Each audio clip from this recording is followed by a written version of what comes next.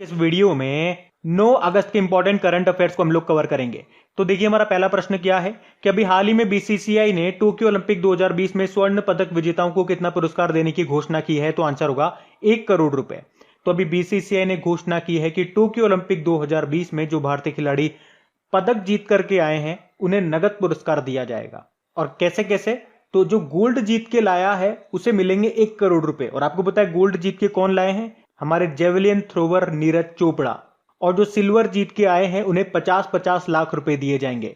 Silver कौन कौन जीत के आए? 2 जने जीत के आए। एक तो वेटलिफ्टर है मीराबाई चानू, 49 किलोग्राम कैटेगरी में सिल्वर जीता है, मणिपुर से हैं ये। और एक पहलवान है रवि दहिया, ये हरियाणा से है, 57 किलोग्राम कैटेगरी में इन्होंने सिल्वर जीता।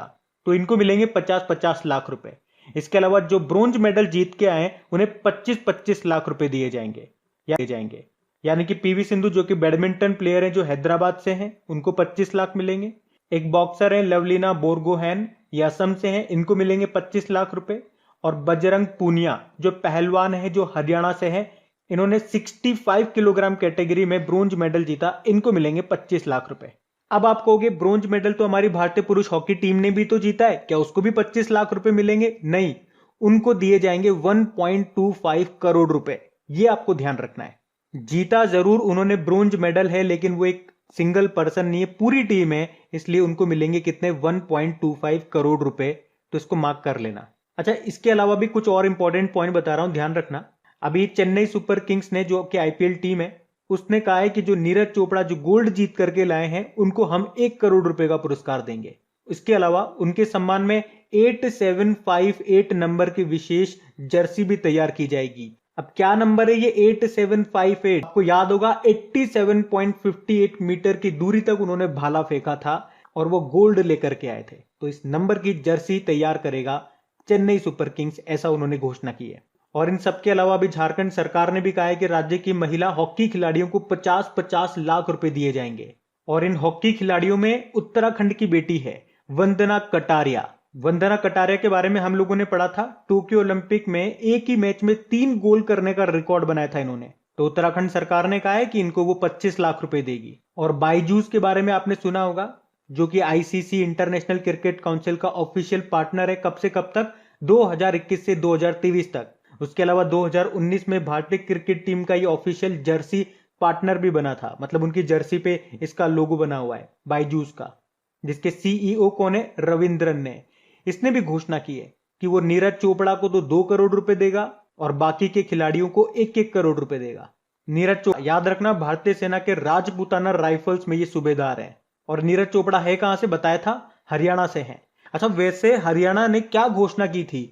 आपको याद होगा जब टोक्यो ओलंपिक के लिए सारे खिलाड़ी गए थे तो उन्होंने कहा था कि जो भी गोल्ड जीत के लाएगा हम उसे 6 करोड़ रुपए देंगे, सिल्वर जीत के लाओगे तो 4 करोड़ मिलेंगे और ब्रोंज जीत के लाओगे तो 2.5 करोड़ रुपए मिलेंगे। उसके अलावा आपको याद दिलाऊं तो इंडियन ओलंपिक एसोसिएशन ने कहा था कि खिलाड़ियों को तो सब पैसा देंगे, हम उनके कोचों को भी पैसा देंगे। अगर गोल्ड जीत के लाता है खिलाड़ी तो उसके कोच को कितने मिलेंगे? 12.5 लाख। सिल्वर जीत के लाता है तो उसके कोच को 10 लाख मिलेंगे। ब्रोंज जीत के लाता है खिलाड़ी तो उसके कोच को 7.5 लाख रुपए मिलेंगे। 7.5 लाख से कुछ याद आता है क्या? लिंक करो, लिंक कर करके आगे बढ़ते जाओ। राजीव गांधी खेल रत्न पुरस्कार याद करो, इसकी जो पुरस्कार राशि है वो 7.5 लाख रुपए से बढ़ा के कितनी कर दी गई? 25 लाख रुपए कर दी गई। और ये प्रश्न इंपॉर्टेंट है। क्यों इंपॉर्टेंट है? क्योंकि अभी राजीव गांधी खेल रत्न पुरस्कार का नाम बदल करके मेजर ध्यानचंद खेल रत्न पुरस्कार कर दिया। और देखो, आप सभी को पता है टोक्यो ओलंपिक 2020 खत्म हो गए, पर अब इससे संबंधित प्रश्न आपके एग्जाम में आना शुरू हो जाएंगे। तो केवल आप लोगों के लिए मोस्ट इंपॉर्टेंट सेलेक्टेड क्वेश्चंस, वो भी बिल्कुल पॉइंट टू पॉइंट, बिना किसी फालतू बकवास के, मैंने तैयार करके उसका एक एक्सक्लूसिव ऑडियो बना करके अपलोड कर दिया है। तो चाहो कुछ सुनो मत सुनो, उस ऑडियो को जरूर सुन लेना। छोटा सा ऑडियो है, लेकिन आपके एग्जाम में उससे बाहर प्रश्न नहीं आएंगे, क्योंकि सारे क्वेश्चन ही हम लोगों ने कवर कर लिए। अब ये आपकी ड्यूटी बनती है 3-4 बार उसे सुन लेना जब भी आपको वक्त मिले, ताकि वो आपको याद हो जाए।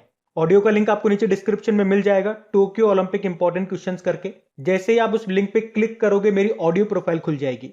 वहां जाकर के उस ऑडियो को और उससे पहले जितने भी इंपॉर्टेंट ऑडियोज अपलोड हुए हैं उन सभी को आप सुन सकते हैं। और वहां पे फॉलो बटन को प्रेस करके आप मुझे फॉलो कर लेना, पास में बेल आइकन को जरूर दबा लेना, ताकि जब भी इस तरह के ऑडियोज अपलोड हो उनका नोटिफिकेशन सबसे पहले आपको मिल सके।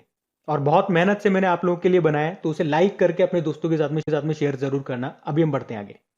फिर अगला प्रश्न है, अभी हाल ही में सर्वोच्च न्यायालय के अनुसार राज्यपाल कितने वर्ष की जेल होने से पूर्व भी कैदियों को क्षमादान दे सकता है? तो आंसर होगा 14 साल। एक्चुअली में अभी सुप्रीम कोर्ट ने कहा है कि राज्यपाल की क्षमादान की शक्ति दंड प्रक्रिया संहिता यानी कि सीआरपीसी की धारा 433 ए से अधिक है। इसका मतलब यह हो गया कि सीआरपीसी की धारा 433 ए में कहा गया है, अगर किसी को आजीवन कारावास की सजा दी गई है तो कम से कम उसे 14 साल तो जेल में बिताने ही पड़ेंगे, उसके बाद ही उसे क्षमा किया जा सकता है। लेकिन अभी सुप्रीम कोर्ट ने कहा है कि राज्य के राज्यपाल 14 साल से पहले भी क्षमादान दे सकते हैं। तो अगर आपसे पूछा जाए कि राज्य के राज्यपाल की क्षमादान की जो शक्ति है उसका उल्लेख संविधान के किस अनुच्छेद में है, तो यह भी याद रखना, अनुच्छेद 161। और अगर आपसे पूछ ले कि राष्ट्रपति की क्षमादान की शक्ति किसमें है, आर्टिकल 72 में है। राज्यपाल की तो 161, राष्ट्रपति की 72। लेकिन दोनों की शक्तियों में दो महत्वपूर्ण अंतर है। वो क्या है कि कोर्ट मार्शल हो गया या मृत्युदंड की सजा हो गई, इनको केवल प्रेसिडेंट ही माफ कर सकता है। ये पॉइंट भी ध्यान रखना। और अगर आपसे प्रश्न पूछा जाए कि सर्वोच्च न्यायालय को रिट जारी करने का अधिकार संविधान के किस अनुच्छेद में है, तो अनुच्छेद 32 में है। और आपको याद होगा, अनुच्छेद 32 को ही भीमराव अंबेडकर जी ने संविधान की आत्मा कहा था। और अगर हाईकोर्ट की बात करेंगे तो हाईकोर्ट को रिट जारी करने का अधिकार संविधान के किस अनुच्छेद में है, अनुच्छेद 226 में है। लेकिन याद रखना, सुप्रीम कोर्ट कितनी रिट जारी कर सकता है, 5, और हाईकोर्ट 6। इसीलिए यहां पे भी प्रश्न बन जाता है कि रिट जारी करने का किसका बड़ा क्षेत्राधिकार है, तो आंसर होगा हाईकोर्ट का। और अगर आपसे पूछा जाए कि राष्ट्रपति को अध्यादेश की शक्ति का उल्लेख संविधान के किस अनुच्छेद में है, अनुच्छेद 123 में। और राज्यपाल की बात करेंगे तो अनुच्छेद 213 में। वैसे सुप्रीम कोर्ट की स्थापना कब होती है, 26 जनवरी 1950 को होती है। पहले सुप्रीम कोर्ट के चीफ जस्टिस कौन थे, हीरालाल जे कानिया। वर्तमान में कौन है, एनवी रमन्ना है 48 नंबर के। और अगर आपसे पूछा जाए सुप्रीम कोर्ट की पहली महिला चीफ जस्टिस कौन थी, कोई भी नहीं थी, कोई भी नहीं है अभी तक। लेकिन पहली महिला जज जरूर पूछा जाता है सुप्रीम कोर्ट में, कौन थी, फातिमा बीवी थी। भारत में टोटल वर्तमान में कितने हाई कोर्ट है, 25 हाई कोर्ट है। 25वां कौन सा था, अमरावती हाई कोर्ट। और पूछ लें उसके चीफ जस्टिस का नाम क्या है, अरूप कुमार। हाई कोर्ट से याद आएगा आपको, जम्मू कश्मीर हाई कोर्ट का नाम बदल करके जम्मू कश्मीर और लद्दाख हाई कोर्ट कर दिया गया था। और अगर हाई कोर्ट से आपसे पूछा जाए तो यह प्रश्न बन सकता है कि हाई कोर्ट में पहली महिला चीफ जस्टिस का नाम क्या था, लीला सेठ था, हिमाचल प्रदेश हाई कोर्ट की थी ये। और हाई कोर्ट में पहली महिला जज कौन थी, अन्ना चांडी थी, केरल हाई कोर्ट में रही थी ये। वैसे वर्तमान में किसी राज्य में कोई महिला चीफ जस्टिस है क्या, तो याद आएगा आपको, तेलंगाना में है। तेलंगाना की पहली महिला चीफ जस्टिस कौन है, हिमा कोहली है। और यहीं से एक और पॉइंट याद रख लो आप, ये इंटरनेशनल न्यूज है कि केन्या की पहली महिला चीफ जस्टिस कौन है, मार्था कूम है, अभी बनी है ये। तो ये सारे पॉइंट ध्यान रखना, आप बढ़ते हैं आगे। फिर बताइए, अभी हाल ही में किस राज्य में हर हित स्टोर योजना शुरू की गई है, तो आंसर होगा हरियाणा में। तो हरियाणा के जो मुख्यमंत्री मनोहर लाल खट्टर जी, उन्होंने ये हर हित स्टोर योजना को शुरू किया है। तो युवाओं को व्यापार के नए अवसर देने और आत्मनिर्भर बनाने के लिए ये योजना शुरू की गई है। तो इसमें क्या होगा, तो इसके तहत ग्रामीण और शहरी क्षेत्रों में रिटेल स्टोर खोले जाएंगे। और इन स्टोर की मदद से बेस्ट क्वालिटी वाले जो भी डेली यूजेस के प्रोडक्ट्स होते हैं, दाल चावल शक्कर आटा वगैरह जो भी है, वो उचित मूल्य पर बेचा जाएगा। तो मुख्यमंत्री जी ने कहा कि राज्य में 18 से 35 आयु वर्ग का कोई भी युवा बेरोजगार न रहे, इसी उद्देश्य के साथ ये योजना शुरू की जा रही है। तो हरियाणा का उद्देश्य क्या है, सभी को रोजगार देने का, या यूं कह दीजिए हरियाणा को बेरोजगार मुक्त करने का और रोजगार युक्त बनाने का 2024 का है, ये ध्यान रखना। और इसी के साथ ये पहला जो रिटेल स्टोर है, या इसे बोल दीजिए पहला हर हित स्टोर, ये कहां पे खोला गया, पंचकुला में खोला गया। देखो हरियाणा की कैपिटल चंडीगढ़ है, मुख्यमंत्री हो गए मनोहर लाल खट्टर। और अभी हरियाणा के गवर्नर नए बन गए कौन, बंडारू दत्तात्रेय, जो पहले हिमाचल प्रदेश में थे। आपको याद है 2021 के खेलो इंडिया यूथ गेम्स ये कहां पे होने थे, इसी साल होने थे ये नवंबर में हरियाणा के पंचकुला में, जो कि इसका चौथा एडिशन था। लेकिन अब बोला गया इसको पोस्टपोन कर दिया गया, मतलब अब ये फरवरी 2022 में होंगे। और इसका मैस्कॉट क्या है, धाकड़। अभी हरियाणा ने ही 1 ब्लॉक 1 प्रोडक्ट स्कीम को भी शुरू किया। और देश का पहला ग्रेन एटीएम ये कहां पे लगाया गया, ये इंपॉर्टेंट क्वेश्चन है, गुरुग्राम हरियाणा में। गुरुग्राम में तो आपको हेडक्वार्टर मिलेगा इंटरनेशनल सोलर अलायंस का। अभी हरियाणा ने ही जन सहायक आपका सहायक एप्लीकेशन को भी लॉन्च किया था। उसके अलावा याद रखना, अभी हरियाणा ने ही प्राणवायु देवता पेंशन योजना को भी शुरू किया था, संजीवनी परियोजना को भी शुरू किया था, कोरोना रोगियों के लिए आयुर्वेदिक टेलीमेडिसिन सुविधा को भी शुरू किया था, बाल गृह में आने वाले बच्चों के लिए हरिहर योजना शुरू की थी, और देश की पहली एयर टैक्सी सेवा शुरू हुई कहां से कहां तक, हिसार और चंडीगढ़ के बीच में। अभी ऑक्सीजन ऑन व्हील्स पहल शुरू हुई थी हरियाणा के करनाल में। करनाल में आपको नेशनल डेयरी रिसर्च इंस्टीट्यूट का हेडक्वार्टर भी मिल जाएगा। देखो, हरियाणा में आपको सुल्तानपुर नेशनल पार्क मिलेगा, कालेसर नेशनल पार्क आपको यहाँ पे मिल जाएगा। एक दमदमा झील भी पूछा जाता है, ये भी आपको मिलेगी हरियाणा में ही। तो ये याद रखना, बढ़ते हैं आगे। फिर बताइए, अभी हाल ही में किस राज्य में उत्तर भारत के पहले आर्किड संरक्षण केंद्र यानी कि आर्किड कंजर्वेशन सेंटर का उद्घाटन किया गया? तो आंसर होगा उत्तराखंड में। तो उत्तर भारत के पहले आर्किड संरक्षण केंद्र का उद्घाटन अभी उत्तराखंड के चमोली जिले में किया गया है। और इस संरक्षण केंद्र का मुख्य उद्देश्य क्या है? ऑर्किड प्रजातियों का संरक्षण करना और स्थानीय लोगों के लिए पर्यटन और आजीविका के लिए उद्यम बनाना। ऑर्किड क्या है? ये एक फूल वाला पौधा है और इसका वैज्ञानिक नाम होता है ऑर्किडेसी। अच्छा, कुछ प्रश्न मैं आपसे पूछता हूं, जवाब देना। अभी भारत के पहले क्रिप्टोगेमिक गार्डन का उद्घाटन कहां पे किया गया? तो आंसर होगा उत्तराखंड के देहरादून में। अगर आपसे पूछा जाए भारत का पहला कवक या फिर लाइकेन पार्क, ये कहां पे खोला गया? उत्तराखंड के पिथौरागढ़ के मुनस्यारी में। या फिर देश का पहला मॉस गार्डन पूछा जाए कि कहां पे खोला गया, तो उत्तराखंड के नैनीताल जिले में। अभी भारत का पहला पॉलिनेटर पार्क कहां पे खुला, यही बता दो। ये भी उत्तराखंड में ही खुला है। और अगर पूछा जाए कि पूर्वी भारत का पहला स्किल यूनिवर्सिटी कौशल विश्वविद्यालय कहां पे खुला है, तो ये खुला है असम में। भारत का पहला अपंग क्लिनिक कहां पे खुला है, तो ये खुला है छत्तीसगढ़ में। और अभी 24 घंटे 7 दिन नल के through high quality drinking water देने वाला पहला शहर कौन सा बन गया है? तो उड़ीसा का पुरी। जबकि पूछा जाए कि 100% हर घर जल वाला देश का पहला राज्य कौन सा बन गया, तो आंसर होगा गोवा। देश का पहला रेबीज फ्री स्टेट कौन सा बन गया, तो भी आंसर होगा गोवा। 100% एलपीजी कनेक्शन वाला पहला राज्य कौन सा बन गया, तो आंसर होगा हिमाचल प्रदेश। तो ये पॉइंट्स भी, ये इंपॉर्टेंट क्वेश्चंस भी आपको याद होने चाहिए। अब यहाँ पे बात उत्तराखंड की है, तो ये रहा मैप में उत्तराखंड। देखो, उत्तराखंड की भी आपको 2 कैपिटल मिल जाएगी। जो इसकी विंटर कैपिटल है वो देहरादून है। अभी इसकी समर कैपिटल बन गई कौन सी? गैरसैंण। मुख्यमंत्री नए हैं, पुष्कर सिंह धामी उनका नाम है। गवर्नर बेबी रानी मौर्य है। चीफ जस्टिस भी नए बने थे, राघवेंद्र सिंह चौहान नाम है। और यहां से एक और अभी हमने प्रश्न पढ़ा था कि भूकंप अलर्ट एप्लीकेशन को लॉन्च करने वाला पहला राज्य कौन सा बन गया, तो आंसर होगा उत्तराखंड। एक प्रश्न और यहां से बनेगा कि इस एप्लीकेशन को किसने बनाया? आईआईटी रुड़की ने बनाया। पढ़ते आगे। फिर बताइए, अभी हाल ही में दिल्ली सरकार ने किस नाम से एक पहल लॉन्च की है, तो आंसर होगा Delhi@2047। तो अभी इस Delhi@2047 पहल को अभी मुख्यमंत्री अरविंद केजरीवाल ने लॉन्च किया है। तो इस इनिशिएटिव का उद्देश्य क्या है? निजी क्षेत्र और परोपकारी संगठनों के साथ मिलकर के 2047 तक दिल्ली को दुनिया में वैश्विक शहर के रूप में बनाना। मतलब दिल्ली की प्रति व्यक्ति आय को सिंगापुर के स्तर तक बढ़ाना और आगामी चुनाव से पहले 24 घंटे 7 दिन पानी की आपूर्ति करना। उसके अलावा उन्होंने कहा कि 2048 के ओलंपिक के लिए बोली लगाना और यूरोपीय मानकों के अनुसार सड़कें बनाना। ये सब इस इनिशिएटिव का उद्देश्य है। मतलब 2047 तक हमें ये सारे काम करने हैं, ये लक्ष्य लेकर के वो चल रहे हैं मुख्यमंत्री अरविंद केजरीवाल। अभी दिल्ली ने, आपको याद होगा, जहां वोट वहां वैक्सीनेशन कार्यक्रम भी शुरू किया था। दिल्ली के लेफ्टिनेंट गवर्नर कौन है? अनिल बैजल है। बढ़ते आगे। फिर बताइए, अभी हाल ही में चर्चा में रही कृषि कर्ण परियोजना, ये किस राज्य से संबंधित है? तो आंसर होगा केरल से। अब इसमें होगा क्या? तो इस योजना के तहत मिनी पॉली हाउस बनाए जाएंगे, मतलब प्लास्टिक के घर बनाए जाएंगे ग्रीन हाउस के तहत। और इसमें एक घर की कीमत होगी 2,35,000 रुपए। और इस पॉली हाउस में क्या होगा? लंबी फलियां, टमाटर, खीरा, शिमला मिर्च, हरे पत्तेदार जैसी सब्जियां लगाई जाएंगी। और मतलब ये सब करने का उद्देश्य क्या है? जलवायु परिवर्तन का कृषि पर नकारात्मक प्रभाव पड़े और किसान बढ़िया से पूरे साल भर अच्छे से खेती कर सके। चलिए बताइए, अभी हाल ही में उत्तराखंड सरकार ने किसे महिला सशक्तिकरण विभाग का ब्रांड एम्बेसडर बनाया?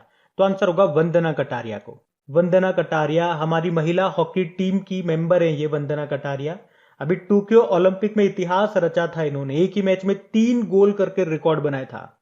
और उसके लिए हमने पढ़ा था उत्तराखंड सरकार इनको 25 लाख का नगद पुरस्कार भी देगी। उसके अलावा अभी इन्होंने कहा है कि महिला सशक्तिकरण विभाग का इन्हें ब्रांड एम्बेसडर भी बनाया गया। तो ये नाम याद रखना। बाकी विद्या बालन, अभी इनके नाम पे कश्मीर के गुलमर्ग में फायरिंग रेंज का नाम रखा गया था। प्रियंका चोपड़ा, इटली का एक लग्जरी ब्रांड है बुल्गारी, उसकी ये ब्रांड एम्बेसडर बनी है। इनकी अभी एक बुक भी आई थी जिसका नाम है अनफिनिश्ड। बाकी मीराबाई चानू आप जानते ही हो, मणिपुर की वेट लिफ्टर है। ये 49 किलोग्राम कैटेगरी में अभी सिल्वर मेडल जीत करके लाई थी। टोक्यो ओलंपिक का पहला मेडल भारत के लिए इन्होंने जीता था। एक सुष्मिता लेंका का नाम भी आप याद रखना। एशिया पर्यावरण प्रवर्तन पुरस्कार, एशिया एनवायरमेंट एनफोर्समेंट अवार्ड मिला था इनको पेंगोलिन के संरक्षण के लिए। और मयूर फॉल्कन के संरक्षण के लिए आपको याद होगा नुक्लू फॉर्म को व्हिटली अवार्ड 2021 मिला था, जिसे ग्रीन ऑस्कर भी कहा जाता है। ये नागालैंड के रहने वाले और पहले भारतीय बने थे ये पुरस्कार, ये सम्मान पाने वाले, तो वो नाम भी मोस्ट इंपॉर्टेंट रहेंगे। बढ़ते आगे। फिर बताइए, अभी हाल ही में कैबिनेट सेक्रेटरी का कार्यकाल 1 साल के लिए बढ़ाया गया है। नाम क्या है उनका? राजीव गोबा। तो झारखंड कैडर के 1982 बैच के आईएएस अधिकारी हैं ये राजीव गोबा, जो कि हमारे कैबिनेट सेक्रेटरी हैं। अभी इनका कार्यकाल 1 साल के लिए बढ़ा दिया गया। इसी तरह से आपको याद होगा राष्ट्रीय महिला आयोग की अध्यक्ष है रेखा शर्मा। इनका भी कार्यकाल हमने कल ही पढ़ा है, 3 साल के लिए बढ़ाया गया था। और Padma Kumar Madhavan Nair national asset reconstruction company, जिसे आप बैड बैंक बोलते हो, उसके पहले मैनेजिंग डायरेक्टर बने हैं ये नाम इंपॉर्टेंट है। बाकी नासिर कमल भी याद रखना, अभी नागरिक उड्डयन सुरक्षा ब्यूरो के डायरेक्टर जनरल बने थे ये। तो ये सारे नाम ध्यान रखना। बढ़ते आगे।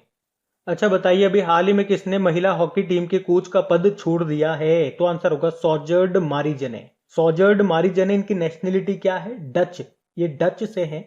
ये 2017 में भारतीय महिला हॉकी टीम के कोच बने थे और अभी उन्होंने कहा कि उनका कार्यकाल पूरा हो गया।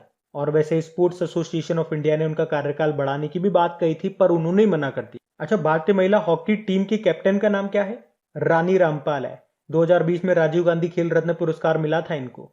और इस तरह से ये पहली महिला हॉकी प्लेयर बनी थी राजीव गांधी खेल रत्न पुरस्कार पाने वाली।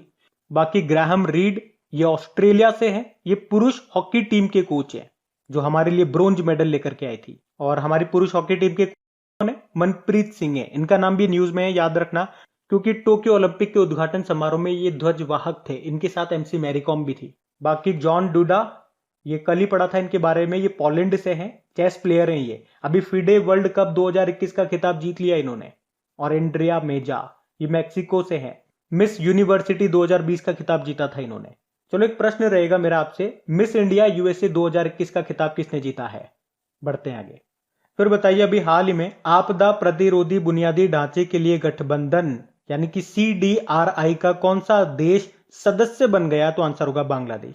पहले तो यहाँ पे CDRI की फुल फॉर्म क्या होगी? Coalition for disaster resilient infrastructure. तो इसे प्रधानमंत्री नरेंद्र मोदी जी ने 2019 में लॉन्च किया था। और इसे लॉन्च करने का उद्देश्य क्या था?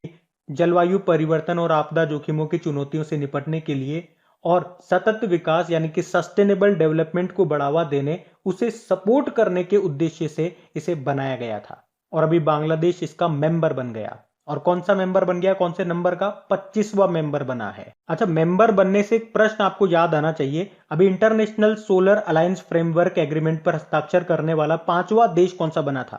तो आंसर होगा जर्मनी। और इससे भी इंपॉर्टेंट हो जाएगा, पहला देश कौन सा बना था अगर पूछ लेंगे तो डेनमार्क बना था। अब यहां पे बात बांग्लादेश की है, तो ये रहा मैप में बांग्लादेश। देखो बांग्लादेश की कैपिटल क्या है? ढाका है। ढाका में आपको बिम्स्टेक का हेडक्वार्टर भी मिलेगा। और इस साल बिम्स्टेक की अध्यक्षता कौन कर रहा है? श्रीलंका कर रहा है। यहाँ की करेंसी टका है। प्रेसिडेंट अब्दुल हामिद है। प्रधानमंत्री शेख हसीना है। अभी आपको याद होगा बांग्लादेश ने जोग नाम से एक सोशल मीडिया प्लेटफॉर्म भी डेवलप किया था फेसबुक के विकल्प के रूप में। और व्हाट्सएप के विकल्प के रूप में कौन सा एप्लीकेशन लॉन्च किया? अल्पन नाम का एप्लीकेशन। और बांग्लादेश के एक व्यक्ति है मोहम्मद यूनुस, अभी इन्हें ओलंपिक लॉरेल पुरस्कार मिला था। और अगर आपसे पूछा जाए कि 2020 का गांधी शांति पुरस्कार किसे दिया गया? बंग बंधु शेख मुजीबुर रहमान को। और 2019 का किसको दिया गया? ओमान के दिवंगत सुल्तान कबूस बिन सईद अल सैद को। कौन थे ये बंग बंधु शेख मुजीबुर रहमान? ये बांग्लादेश के पहले राष्ट्रपति थे। और आपको याद होगा यूनेस्को ने रचनात्मक अर्थव्यवस्था के क्षेत्र में 2021 से इनके नाम पे एक अंतरराष्ट्रीय पुरस्कार भी शुरू करने की घोषणा की थी। उसी तरह से बांग्लादेश के एक और बच्चे हैं शहादत रहमान, अभी उनका नाम भी न्यूज में था क्योंकि उन्होंने अंतरराष्ट्रीय बाल शांति पुरस्कार जीता था। बांग्लादेश के साथ हम मेनामती मैत्री अभ्यास करते हैं, संप्रीति नाम का अभ्यास करते हैं, एक बोंगो सागर नाम का एक अभ्यास भी हमने बांग्लादेश के साथ में किया। फिर बताइए, अभी हाल ही में हरियाणा सरकार ने कितनी महिला हॉकी खिलाड़ियों को 50-50 लाख रुपए का नगद पुरस्कार देने की घोषणा की है? तो आंसर होगा 9 खिलाड़ियों को। तो अभी हरियाणा सरकार ने महिला हॉकी टीम में शामिल राज्य की 9 खिलाड़ियों को 50-50 लाख रुपए देने की घोषणा की है। अभी आपको पता है भारतीय महिला हॉकी टीम टोक्यो ओलंपिक 2020 में चौथे स्थान पर रही थी। अच्छा, आप कमेंट बॉक्स में टाइप करके बताओ कि एक हॉकी टीम में टोटल कितने खिलाड़ी होते हैं। ये एक स्टैटिक प्रश्न है आपका। और यहां पे एक बार फिर से मैं आपको याद दिलाना चाहूंगा, आपके आने वाले एग्जाम में टोक्यो ओलंपिक से प्रश्न बनेंगे ही बनेंगे, तो कोई भी मौका मत छोड़ना। ऐसा ना हो 2-5 मिनट बचाने के चक्कर में आपके एक आध मार्क्स चले जाए। तो मोस्ट इंपॉर्टेंट क्वेश्चंस मैंने वहां पे सेलेक्ट करके आपको बताए हैं, तो कम से कम उसे एक बार तो जरूर सुनना। और मैं तो कहता हूं जितनी ज्यादा बार सुनोगे उतना अच्छा रहेगा, आपको वो याद होंगे, सुन सुन के याद कर डालोगे। लिंक नीचे डिस्क्रिप्शन में है। ठीक है, और अगर ऑडियो पसंद आता है तो उसे लाइक करके दोस्तों के साथ में शेयर जरूर कर देना। और हाँ, इस वीडियो को भी, इसे भी अगर अच्छा लगा है तो लाइक करके शेयर जरूर करो अपने दोस्तों के साथ में। अच्छा, कल का प्रश्न भी तो देख लीजिए। कल क्या प्रश्न पूछा था, राजीव गांधी खेल रत्न पुरस्कार का नाम बदलकर क्या कर दिया गया है, किसके नाम पे? तो आंसर होगा मेजर ध्यानचंद जी के नाम पे कर दिया। आप सभी ने प्रश्न का बिल्कुल सही उत्तर दिया।